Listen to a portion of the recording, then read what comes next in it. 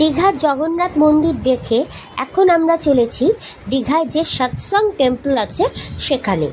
মধ্যে একটা পার্কে যাওয়ার কথা ছিল আমাদের, কিন্তু পার্কটা বন্ধ থাকার জন্য ওটা আর যেতে পারিনি। তো এখন যাচ্ছি সৎসঙ্গ মন্দির দীঘা, চলেও এসছি দেখো। আচ্ছা, ওল্ড দীঘায় পেট্রোল পাম্পের পাশ দিয়ে শিবালয় রোড ধরে সোজা এলেই কিন্তু এই মন্দিরটি তোমরা পেয়ে যাবে। বেশ অনেকটা জায়গা জুড়ে এই মন্দিরটি অবস্থিত। মন্দিরে ঢুকেই দেখো এখানে একটা বড়মার মূর্তি একটা ঘর আছে, তবে এটা নাকি এখানে থাকবে না, এর পাশে বর্দারও ঘর হবে, এরকমই কিছু একটা শুনলাম, ওনারা বললেন। আর এই মন্দিরটি স্থাপিত হয়েছিল 76 খ্রিস্টাব্দে, আর 79-তে বর্দা এখানে কি ভিত্তিপ্রস্তর স্থাপন করেছিলেন, মন্দিরের ভিত্তি স্থাপন করেছিলেন, এরকম শোনা যায়। তো এখানকারই যারা আছেন সেবাই তারাই বলেছেন। এই মন্দিরে কিন্তু 200 টাকার বিনিময়ে খাওয়া থাকা সমস্ত কিছু করতে পারবে তোমরা। ওই যে দেখালাম দূরে বিল্ডিংগুলো, ওখানেই থাকার ব্যবস্থা রয়েছে। তো এই দেখো মন্দিরটা, নিচটা একটু দেখো তোমরা ভালোভাবে, খুব শান্ত, কিন্তু পরিবেশটা ভীষণ শান্ত। এটা যে একটা আশ্রম সেটা বোঝাই যাচ্ছে, এটা পরিবেশে এখানে এসেই বোঝা যাচ্ছে জিনিসটা যে কতটা শান্ত। আর এইবার আমরা যাচ্ছি মন্দির উপরে, যেখানে অনুকূল চন্দ্রের মূর্তি আছে।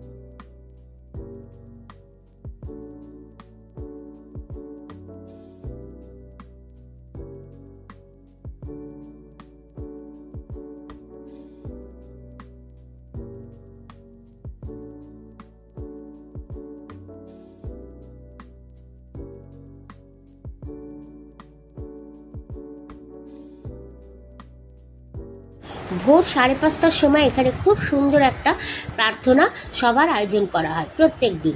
তোমরা চাইলে, যারা দীঘা বেড়াতে আসবে, চাইলে এখানে ভোর 5:30টার সময় এসে এই প্রার্থনায় তোমরা যোগ দিতেই পারো। প্রার্থনা সভাকক্ষের চারপাশের দেয়ালে দেখো অনুকূল চন্দ্রের, বর্দার বিভিন্ন রকমের ফটোফ্রেম লাগানো, বড়মার ফটোফ্রেম লাগানো। এছাড়া বিল্ডিংটিতে কিন্তু এখনও নানান রকমের কনস্ট্রাকশন হচ্ছে, এখনও বহু কাজ বাকি। আশা করি সামনের বার এসে পুরোপুরি সম্পূর্ণ হয়ে গেছে, দেখতে পাবো সব কাজ। তো যাই হোক বন্ধুরা, আজকের ব্লগটা কিন্তু খুব বেশি আর কিছু শেয়ার করার মতো নেই তোমাদের সঙ্গে। এই সুন্দর মন্দিরটা, আশ্রমটা শেয়ার করলাম তোমাদের সঙ্গে, সৎসঙ্গ আশ্রম। কেমন লাগলো কমেন্ট করে বলো সবাই।